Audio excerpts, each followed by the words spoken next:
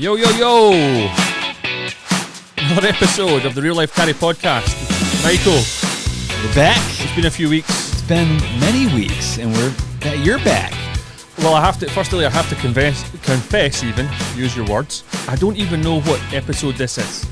Like 152, I think. I don't know if it is. Maybe 50. No, it's like 152. It's something in there, but I will promise that before the next one, I will go back and count them all up. Figure it out, yeah. I started doing it a few weeks ago, and I got to like 95, and then I was like, was that 95 or 93? And I gave up. You've been gone for a while, buddy. You've been gone for many, many weeks now. I'll tell you what, I haven't seen you that hairy for a long time.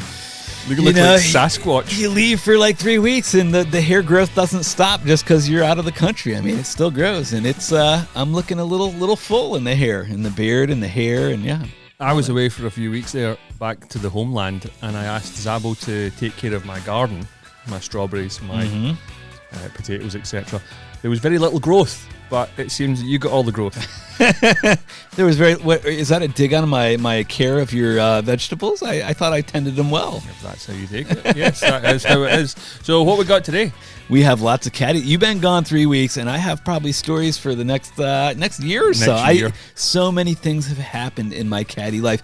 Things you wouldn't believe. Things just unbelievable. You thought the last one was unbelievable?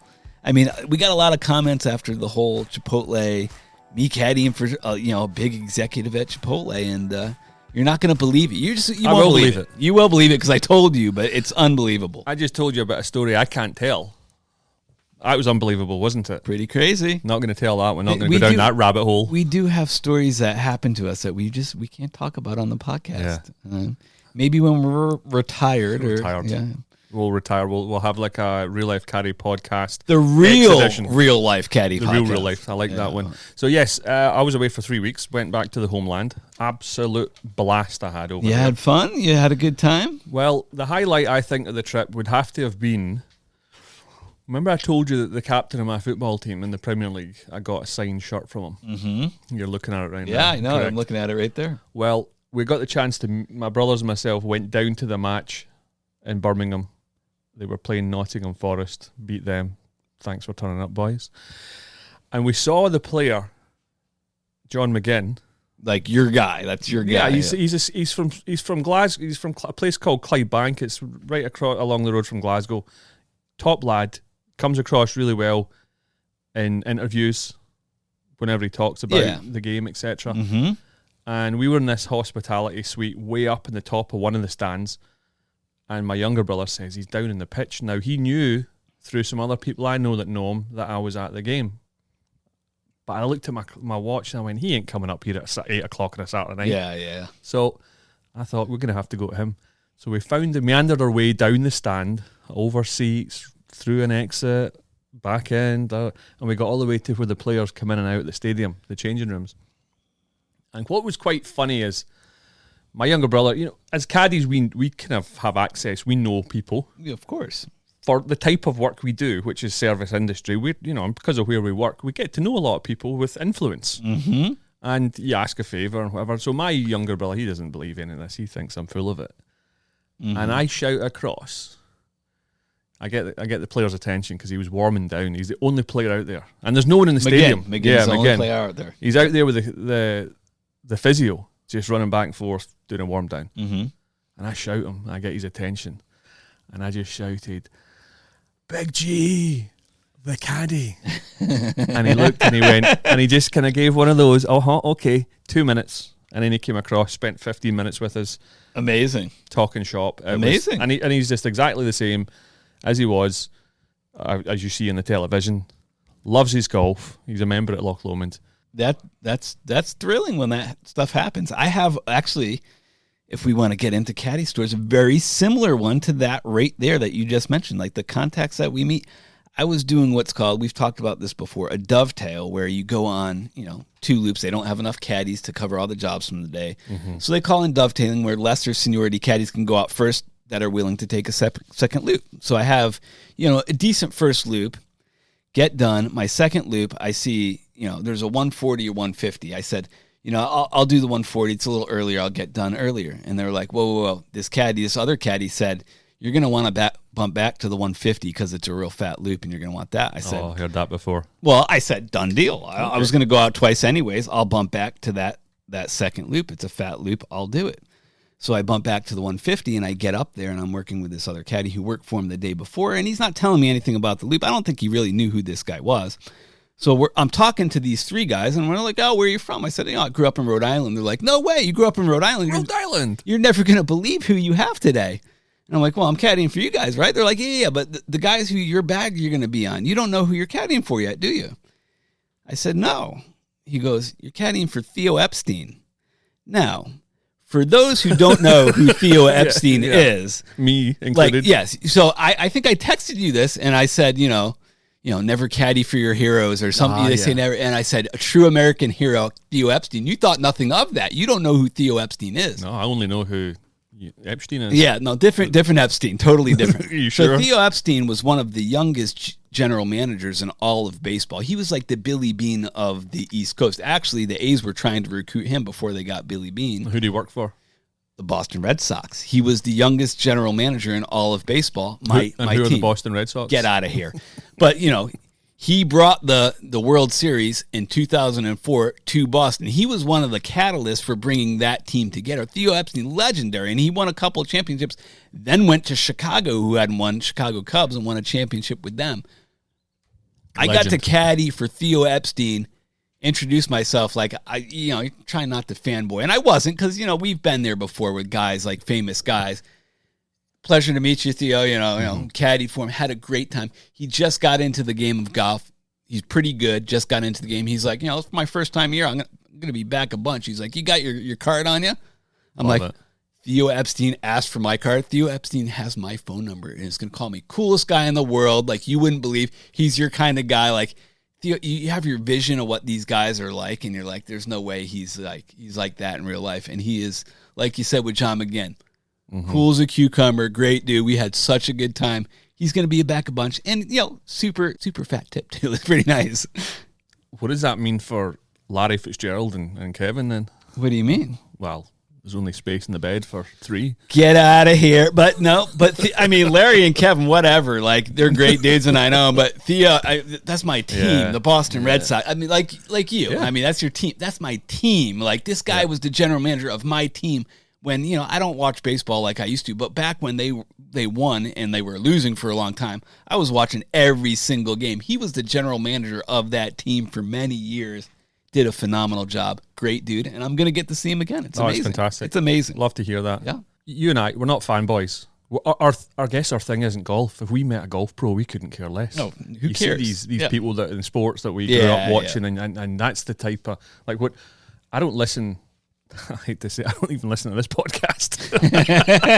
Well, you listen to it when you edit it. I don't listen to anything to do with golf, really, but I watch everything to do with football. And that kind of gets me ticking because golf is our life. I get it.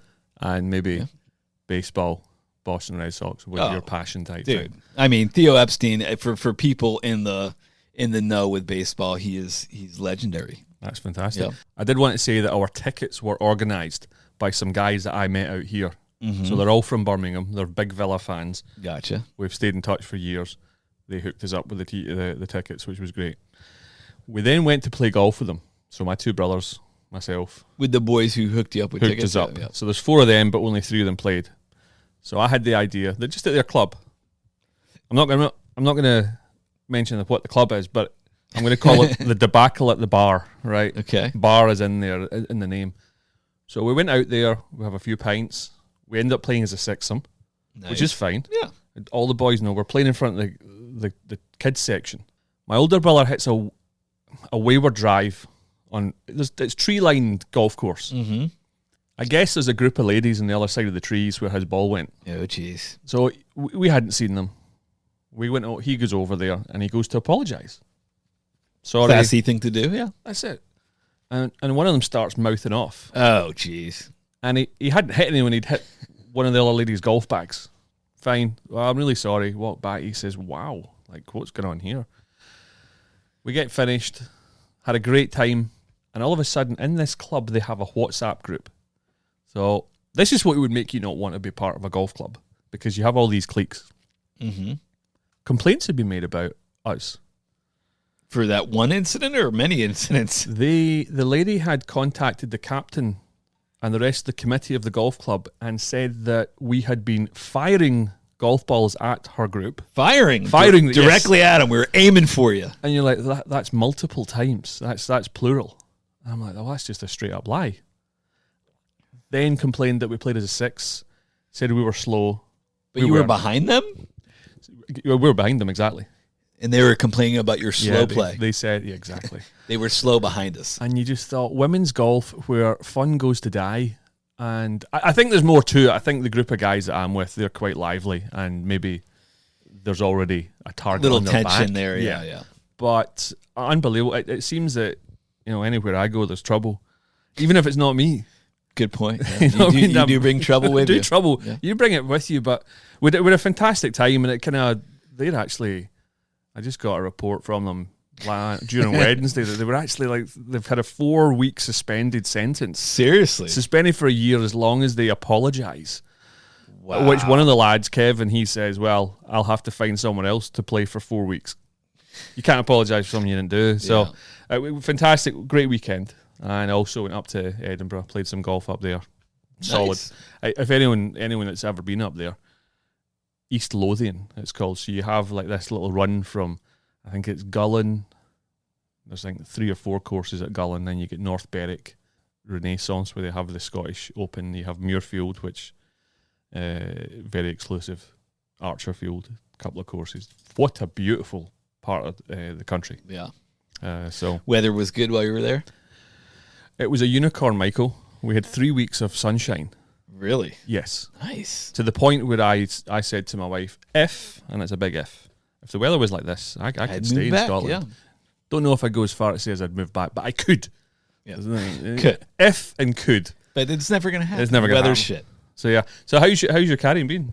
Caddying's been good. Working hard? Working hard. Really. You've been gone 3 weeks. I've probably done more loops than you've been gone days. I've been going twice here and there. Yeah. Wow. Yeah. You sent me one that wasn't very good. I don't know if we want to talk about that on the podcast, and I had to bail on that.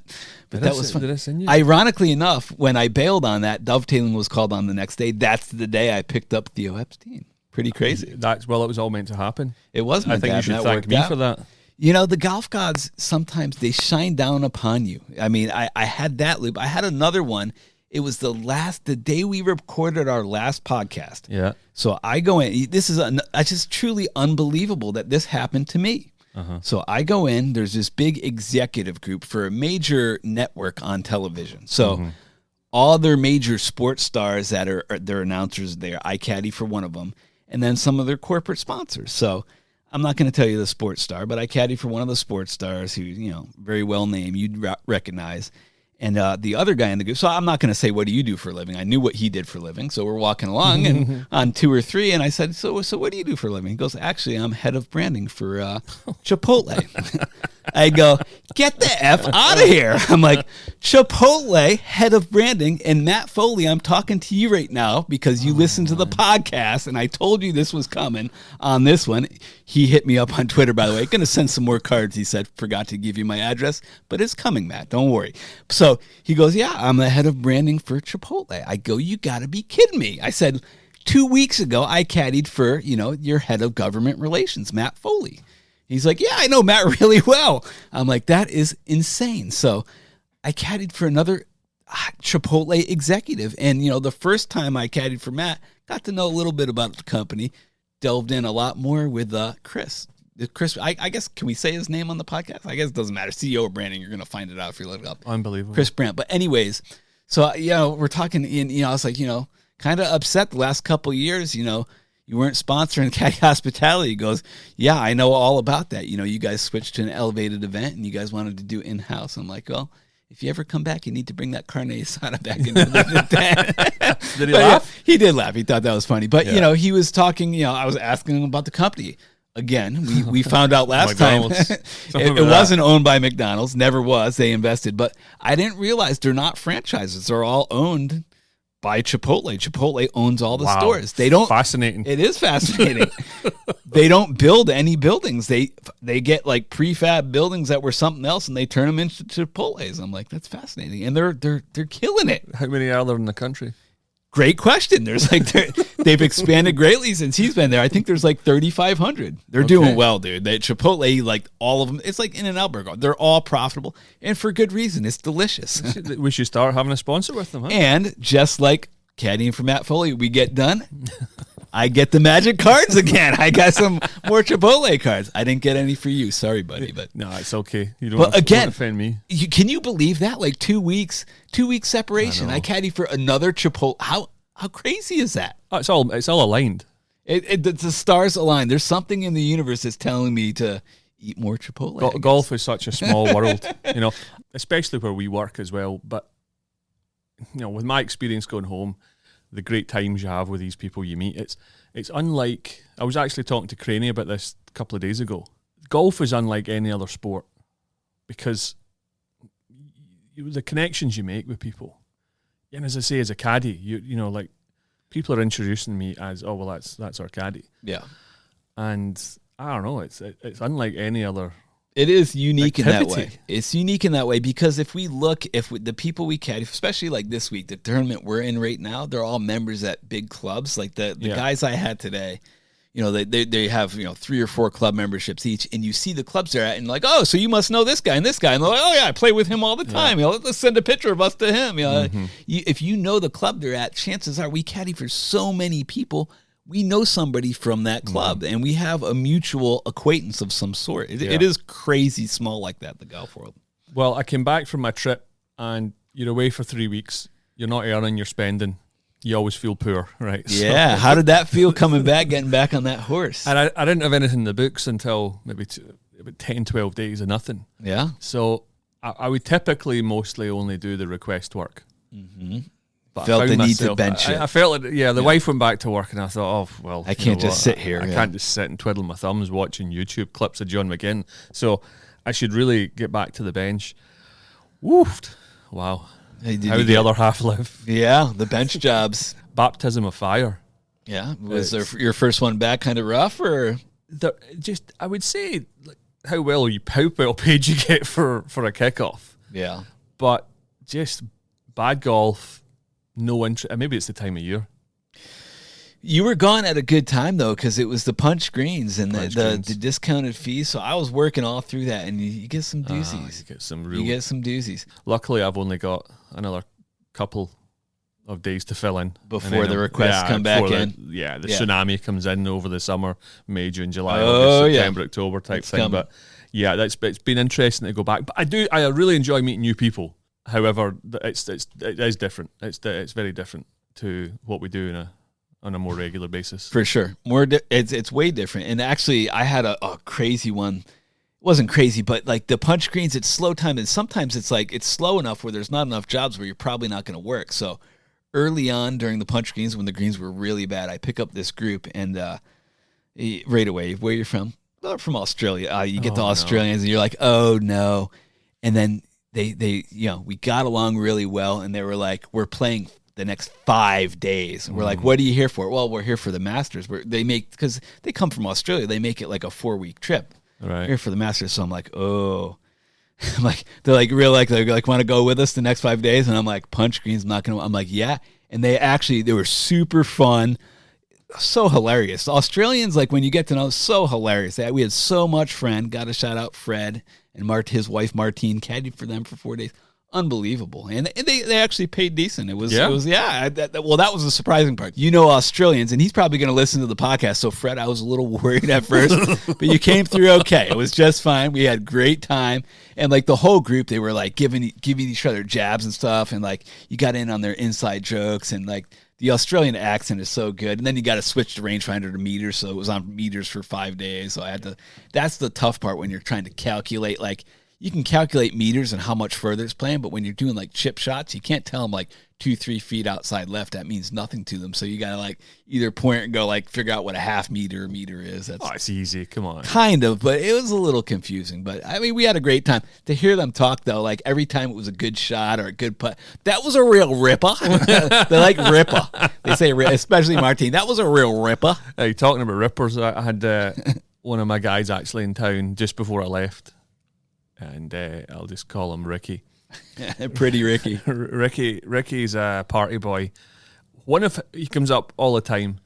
One of his things that he wants to do, he usually brings a client or two, so there's always space in the group. Mm-hmm. He rarely ever has a 4. I mean, he pays for the extra one? No. He says you get paired with randoms. Oh, gotcha. He's off the charts, wild. He's really wild. But one of the things he likes to do is try and get the other people in the group to take whatever he's taking. Like drug-wise? Yes. Yes. Take one of these reds. You're really going to like it. He had all these mushrooms, chocolates. Oh, jeez. Uh-huh.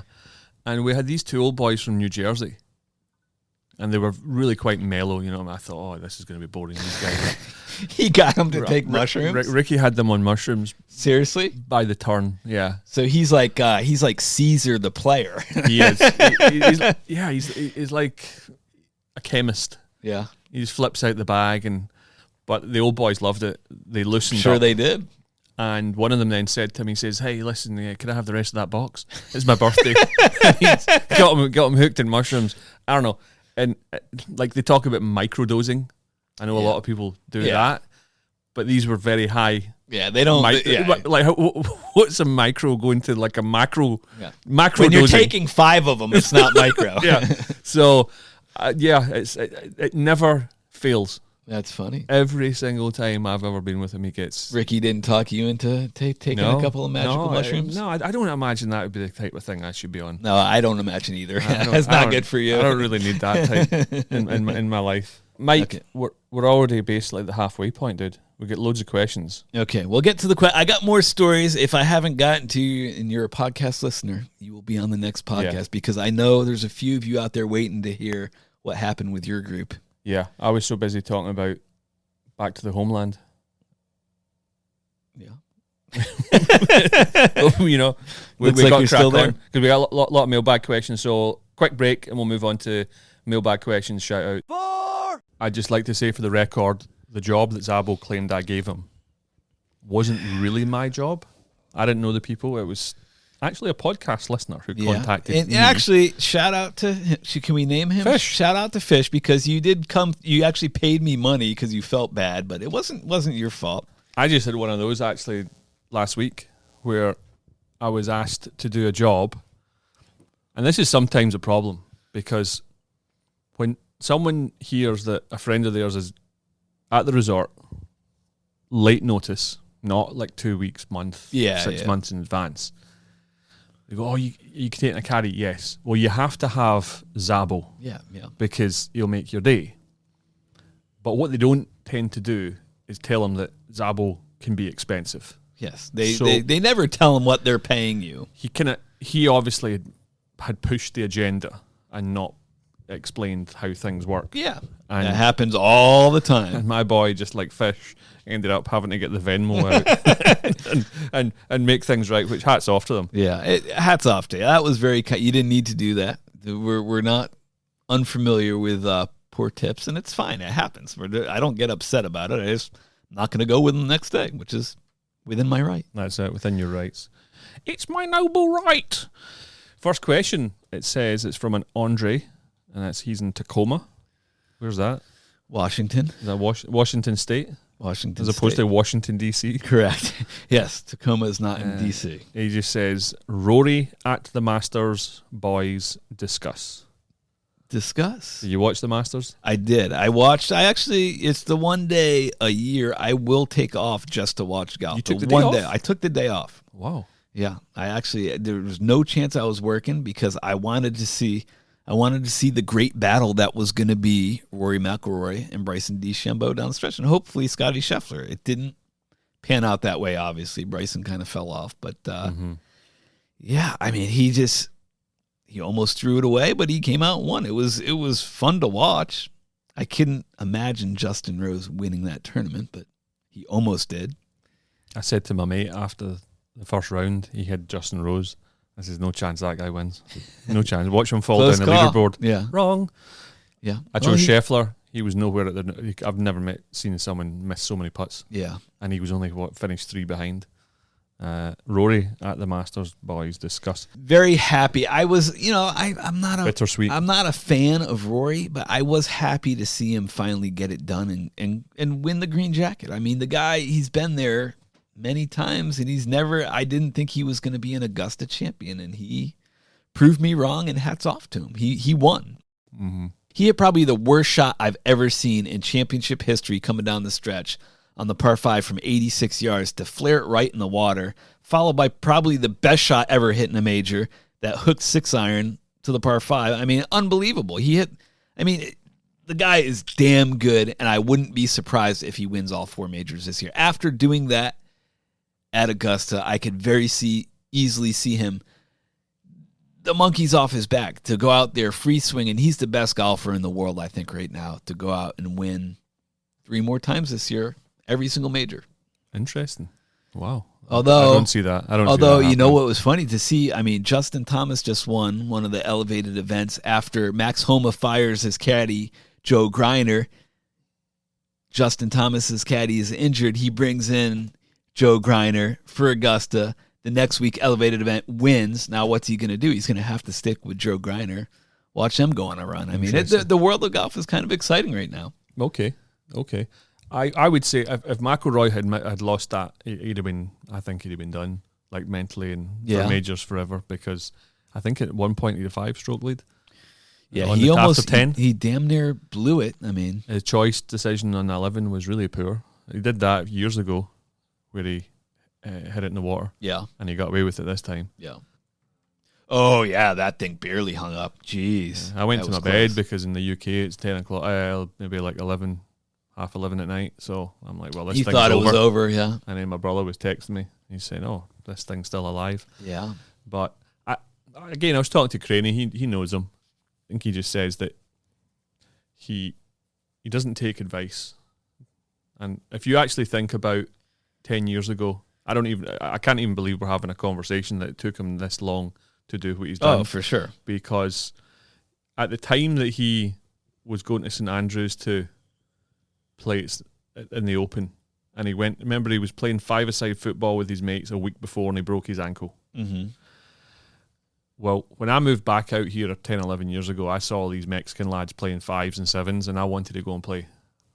But I have a physical job. I can't do that. For sure. You know your limits. I was early 30s, and you go, There's some things you can't do. Yeah. Now, your livelihood, you got to protect. At the time, 2014 into 15, he was the best that's probably ever been seen. He was just dominating. I think he won. That was the first year he won the FedEx and Race to Dubai, and the guy was absolutely incredible. He was about to go on the tear. He probably would have won 10 or 12 out of 40.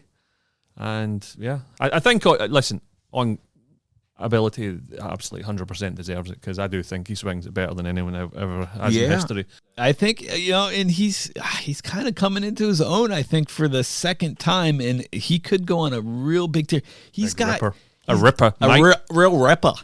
Going a ripper, mate. He's got at least 5 to 8 years where he could play really good golf. He's not old. He's 35 years old.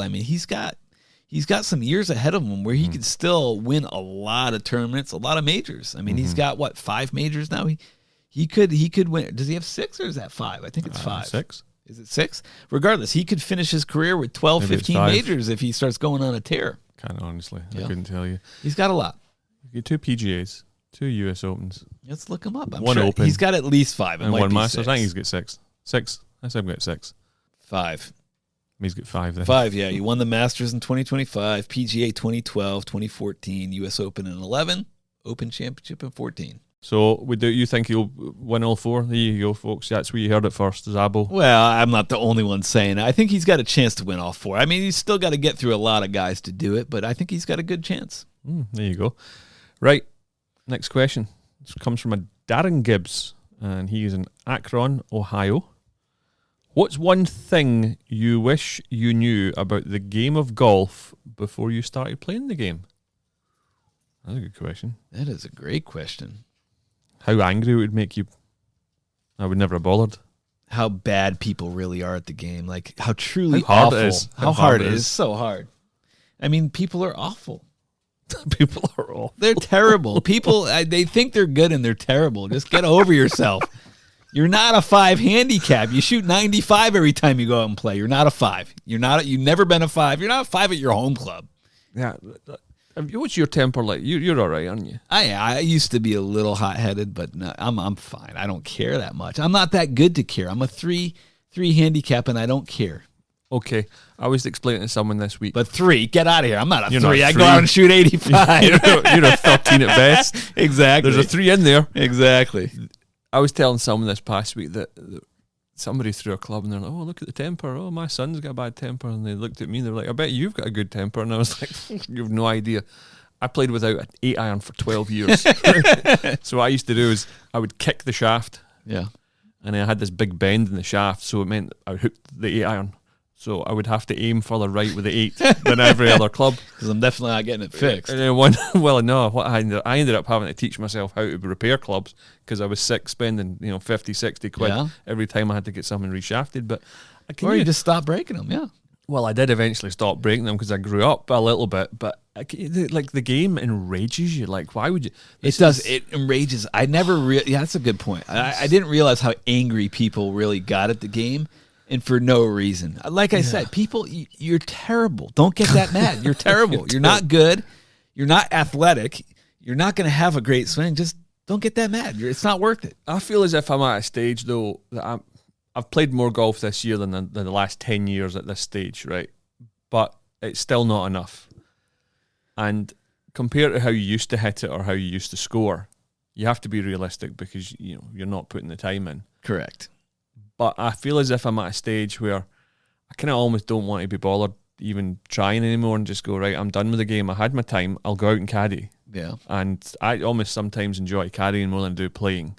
I'm with you there. There are days that playing is just phenomenal if you're playing decent. But it's amazing that all this time and money to hate yourself more than you already do. Exactly. And I think that's what I would have to say is what if I wish I'd known it. You hit the nail on the head too. And people who do that and then come here, they spend, $10, $20, $30,000 on their vacation to be angry the whole time. Like you just spent $30,000. Don't be that angry. Yeah, being angry. There's. Why did you pay all that money to be mad? Is there another sport that makes you angry that way? Not like golf. I don't think like so. Golf. Not like there's nothing like it that angers people as much as it does. I think the competition aspect of it as well. But you see, I used to have a pool table in the garage back home, and I remember throwing pool cues. It's actually a nice field in front of the house, and it's full of sheep and lambs right now, but it used to be full of cows. And I would play my mate. We played thousands and thousands of frames, and I remember losing. And you take the pool cue from the thin end, the tip, and then of course you get the butt of it's bigger, heavier, heavy, so you can get like a. See, you used to throw it in the field, but that was because I lost to him. Golf, you're playing against yourself, and I'm still throwing a club. angry, yeah. Unbelievable. So, I don't know. That would be the advice. See, if you're an angry person, don't even start playing golf. Just don't get involved. Yeah, not worth it. Don't do it to yourself. You thought you were angry before the game. Yeah. Yeah. You see people. We see people. It destroys their trip. Yes. I just can't hit the ball. Why am I shaking it? Oh, but thank you for the question, Darren. Next one. This comes from a P. Quinn in Bridgeport. Do you know what the state that's in? Connecticut. Well done. Nice. Well done. My son recently started caddying. It fascinates me, the stories he tells me.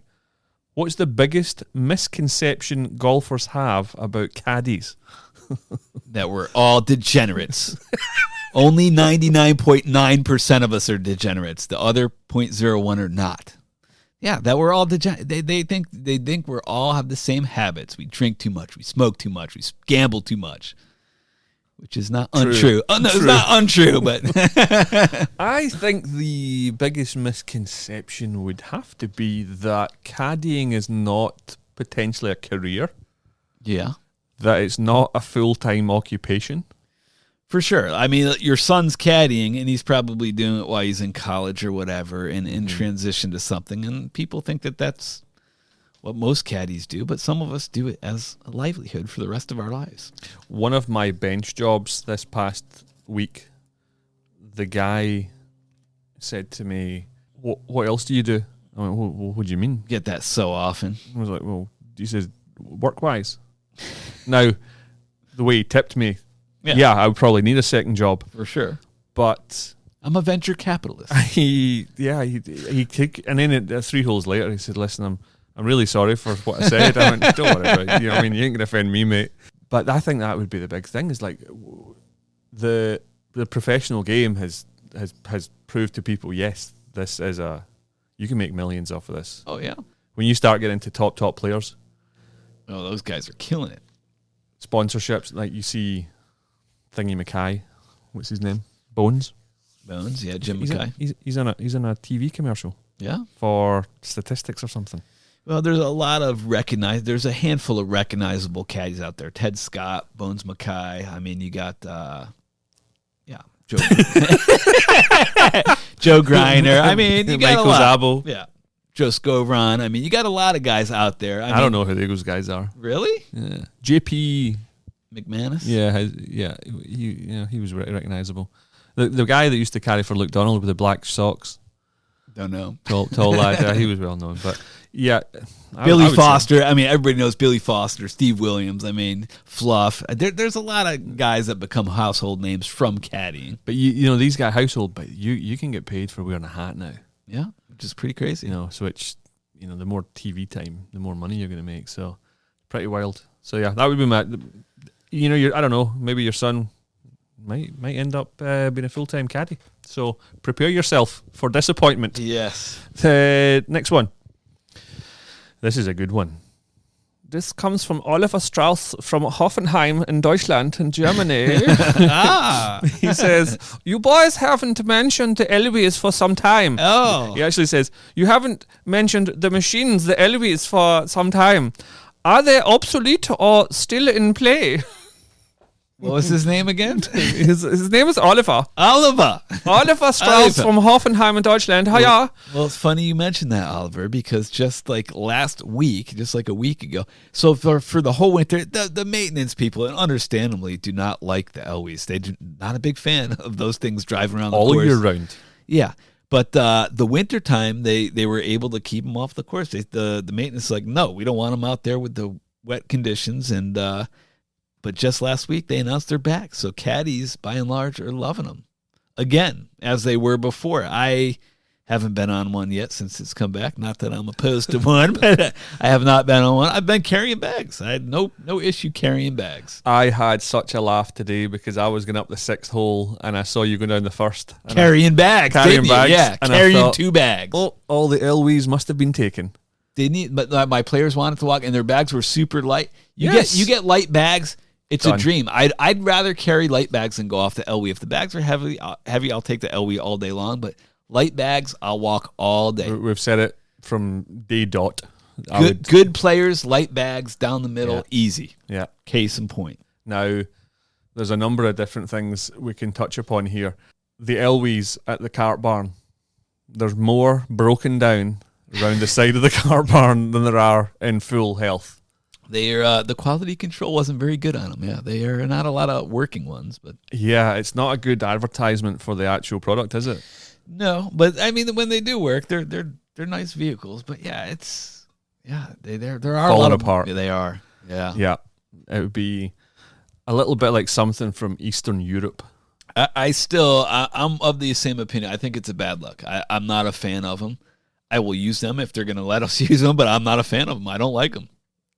You do it under duress. It's what do you compare it to? It's something that you're gonna do because it's there and available, but you know it's not good for you. Yeah, I don't know. I don't know how I don't know how to describe it because I can't really criticize someone for taking it. I just think less of them. Yeah. as a person and as a caddy. You would never take one. Never. You never have. I never have, and I never will. I will. I can tell you. But you'd much prefer categorically a cart job to a carry job. No. Like you say, like this Light bags, the job I have right now. You're carrying? I'm not carrying because the guys, they said, well, you have the option. Well, there you go. You took the option of the cart. I took the cart because I'm going, you know what? I don't know how. Well, I heard them that they would have had to change one of the bags out, and he's like, I don't really want to change my bag out. There you go. And then one of them's got that orange Pulp Fiction thing. Oh, the ball. Yeah. The big orange ball Yeah. that weighs about 3 pounds. Yep. Like, why am I carrying it? I don't want to carry that around.